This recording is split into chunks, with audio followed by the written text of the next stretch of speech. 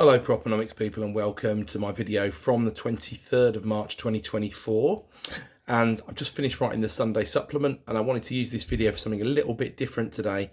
Instead of sort of revising what I might be putting in the supplement, I wanted to go through the Bank of England's report from their meeting, which was this Thursday, where they voted to hold the interest rate. Now, there was no real news in them holding the interest rate. Everybody knew that was what was going to happen.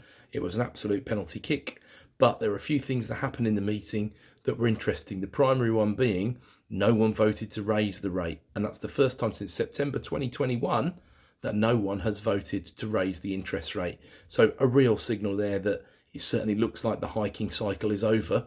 Although I have my own doubts about that. If certain things happened in the geopolitical landscape, I think they'd still have to put the rates up even more, because I think we'd have more persistent inflation that's above the target. But at the moment, all else being equal, we've definitely seen the end of the hiking cycle, and that's very much the language that the bank are using.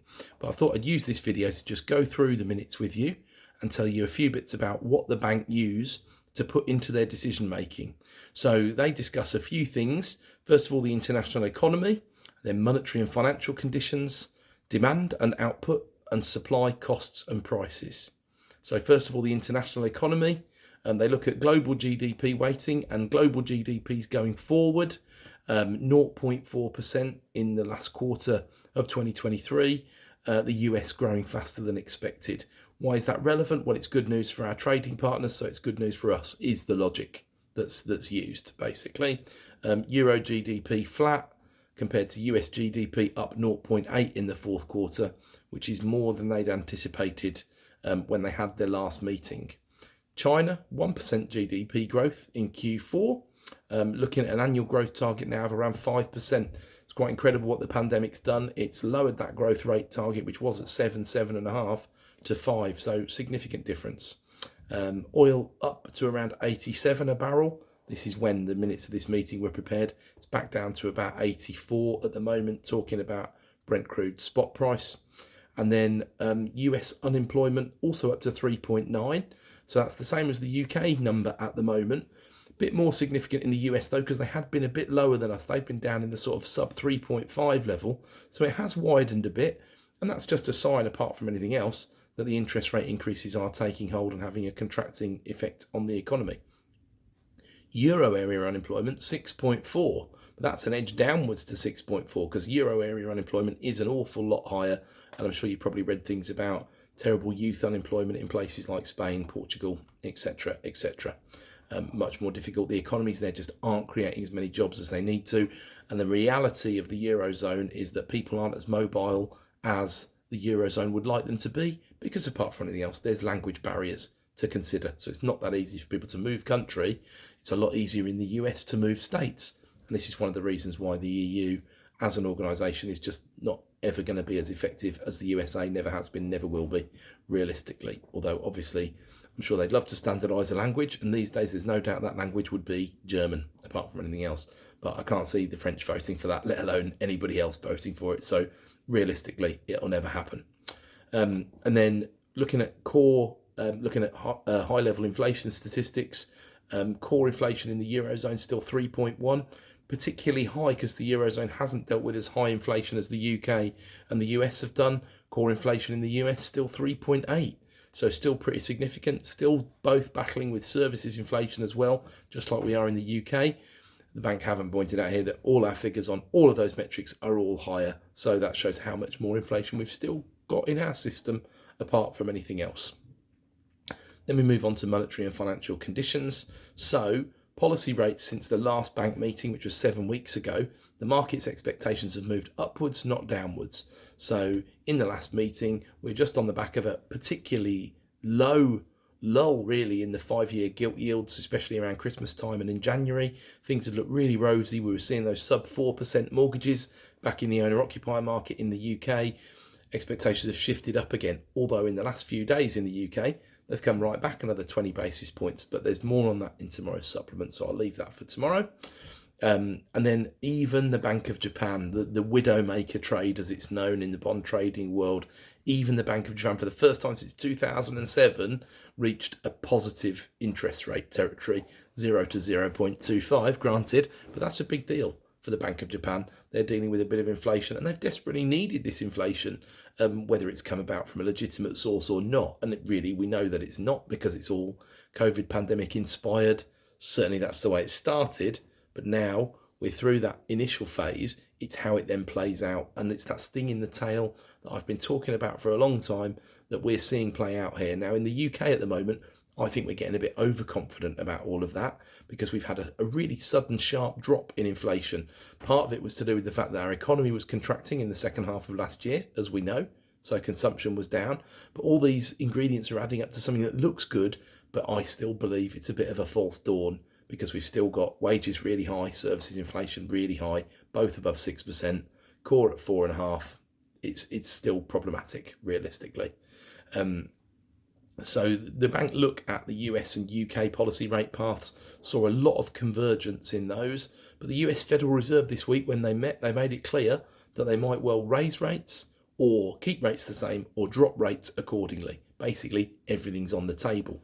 Andrew Bailey opted for different language, even though we're in worse shape than the US as far as our current inflation rate goes, apart from anything else, and basically said, now cuts are on the table. And they very, very deliberately left out of all of their exec summary, which I've done a line by line of for tomorrow's supplement, they've very deliberately left out the fact that ultimately they may still have to raise rates. They've only really talked about cuts, and then when they'll do the cuts, as in when the time is right, not really giving us a time. So tinfoil hat time, it does feel like there's a bit of political pressure being applied here. And I've mentioned before, but a new Deputy Governor for Monetary Policy is joining the bank in July this year, replacing Ben Broadbent, very experienced, most experienced current member of the Monetary Policy Committee in terms of how many meetings he's voted on the interest rate on, and really the person in charge of the committee, apart from the chair, who is the governor of the bank, obviously, but the person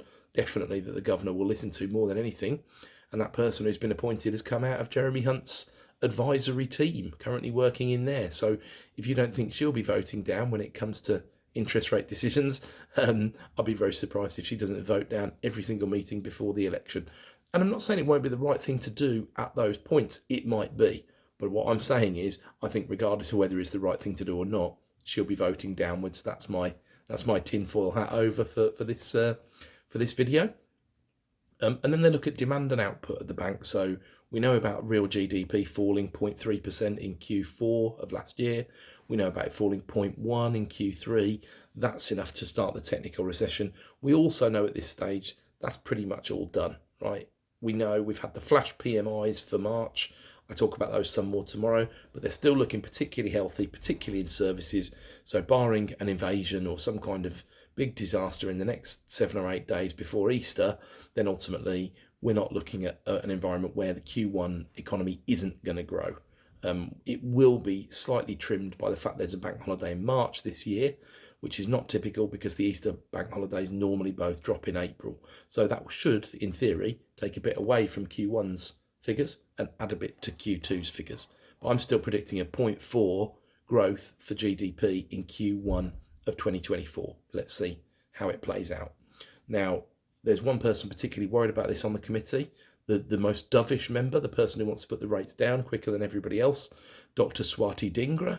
She wants to get rates down, and she's been voting down for the last couple of meetings. She was the one dissenter this time round from the proposal that was to hold rates the same. It was 8-1 in favour of holding rates the same. She's worried about weakness in consumption, but it does look like things have improved quite a bit on the consumption side of things, or have at least flatlined, and therefore the current interest rate is not having too much of an impact in squeezing consumption. We're also in month 11 of 12, which you do have to consider in inflationary times before a pay rise comes to lots and lots of people, lots in the public sector, minimum wage, and anybody linked to minimum wage. So many more millions of people are going to get a pay rise next month than happens in a normal month.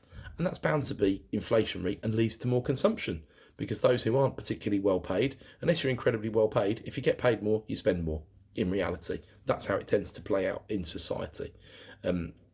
It's unusual to get a pay rise and then up your savings and trim your lifestyle back. There's not many people that operate like that in reality. Sensible people will save half and spend half. That seems like a pretty good yardstick if you're going to throw a dart somewhere. But some people will just spend everything that they earn and even maybe a bit more because they become more credit worthy apart from anything else. Then the bank go on to talk about the labour force survey. There's lots and lots of concerns about how accurate or not that is at the moment in terms of unemployment figures and all the rest of it. No one can bring themselves to get worried when unemployment is 3.9%. Historically, it's so low. Of course, they look at the direction of travel, which has been upwards slightly over the past 12 months. Not as much as anybody, including myself actually, thought it would be. So keeping under 4% is incredible. There's a new measure of unemployment coming out in September. I'd be surprised if it was a major league departure from the current way the figures are working, but of course we don't know. And then the earnings growth, still 6.1% year on year, incredibly high, 6.1, far too high apart from anything else. And that's going along with that services inflation, remarkably also at 6.1. Of course, services dominate our economy. Wages dominate the costs in a services business most of the time. There's a vast percentage of the cost base and a significant percentage of the revenue base in every services company. So there's no way that those two can't move in tandem. And the reality is they're moving downwards, but they're moving downwards slowly. We've moved down from a sort of 7.5% region to a sort of 6% region. And that's taken about 7 or 8 months. So how many more 7 or 8 months might it take to move us down to a 4.5% region? Probably a similar length of time. There's not really much of a case for a sudden drop in those figures. Some of the base effects drop out and that does make a bit of a difference. But realistically, I think we're still looking at sort of 4.5 to 5% for both of those by the end of 2024, which again can't be congruent with a 2% average inflation at that point. It can be congruent with a 2% inflation target in 3 years' time, however, which is the true remit of the bank, and that's the interesting point. And then I can't do a video like this without mentioning my usual soapbox point, which is ultimately, at the moment, there's no way in the world anyone in the government, and frankly in the Bank of England, really believes that being down to 2% would be the best thing for the UK economy at the moment. They'd much prefer a 3 to 3.5% inflation rate that was under control in a stable world. Now, of course, none of us can control those external factors that change things. And that's why 2% is the target, because it leaves room for the upside. So if you think about middle of 2016, June the 23rd, a specific date, when the referendum took place and the day after, big frenzy in the markets, big concerns. Governor of the Bank of England came out and dropped the interest rate. Inflation actually spiked significantly, but at the time it was trading below the 2% target and it went up to 4-point-something%. Right? Why did that happen? The exchange rate changed so dramatically overnight because sterling got an awful lot weaker because the international markets thought economically Brexit would be a bad thing. And then that inspired some inflation in those markets. But going from 1.5 to 4 and a bit didn't cause any particular problems. If that happened today and we're already at 3.4, we might well go up to 6 or 7, which would be problematic again because it would need us to go back into the hiking cycle. Now, we haven't got any referenda planned, luckily, so no major events coming, but we have got a general election coming. Doesn't normally change sterling that much. I think it's fair to say Rachel Reeves is a credible custodian of the keys to the Treasury. Certainly, there's plenty of people internationally who are willing to comment on that, like Mark Carney. So there doesn't seem to be any major sterling disasters coming, as if and when Labour do win the next election. And we're probably, according to most of the commentators who seem to know what they're talking about, 6 months or so, give or take a month, away from that general election being called anyway. So not a big deal at the moment. The bank also talk about energy prices. So you've got to appreciate just how much energy prices have gone down over the past 12 months. It's easy to forget just how tough those prices were in the winter of 22-23. They were horrific. And in April, we see another 15% cut in the energy price cap for households. That's prices, effectively that just means prices are down 15% for households who aren't on fixed contracts already. That's a really significant saving, but at some point that stops lowering the CPI inflation rate because those drops have to stop and we go back to a world where energy prices increase a little bit more slowly and sustainably and tend to be a bit volatile. Now, that doesn't have to happen with energy, interestingly enough. You can see a world where energy gets cheaper and cheaper. And that's really what we've seen over the past, 100 plus years, really, to an extent, certainly in real terms anyway, inflation taken out of the equation. And that's one of the reasons why we've had such great economic growth in the world. But in order to do that, you need to make energy from the lowest hanging fruit, which has typically been oil, apart from anything else. And the world doesn't work like that these days. Renewable solutions are still really quite expensive. Gas, though, has come right back to its original price in the US. It's still about 75% above its typical March price from the old days. I'm talking pre-pandemic. But then if you baked in 25% inflation in everything since then, it still doesn't look so bad. And at one point, it was up over 1,000%. So yes, it was the equivalent of, I think it was up about 1,400%. And it was the equivalent of oil going to $1,000 a barrel. So just imagine what that had done. This is dropping out of the figures at the moment. It's actually coming down in price. So it's disinflation. Or it's actually deflating the cost of energy. And that is dragging CPI downwards. That's a false dawn, particularly after April, May, June time. That's going to drop out of the figures and energy is going to start increasing again. That could also change, of course, if anything changes geopolitically, if anything happens to change the price of oil, if the current conflict in the Middle East changes in any way. Obviously, if it resolves itself, that would almost inevitably bring the price of oil downwards. But anything, I'm afraid, could happen. So that's where we are. That's a quick summary of the Bank of England's minutes from their meeting. And I hope you enjoyed it. And I hope there'll also be some useful content for you in the supplement tomorrow. Cheers.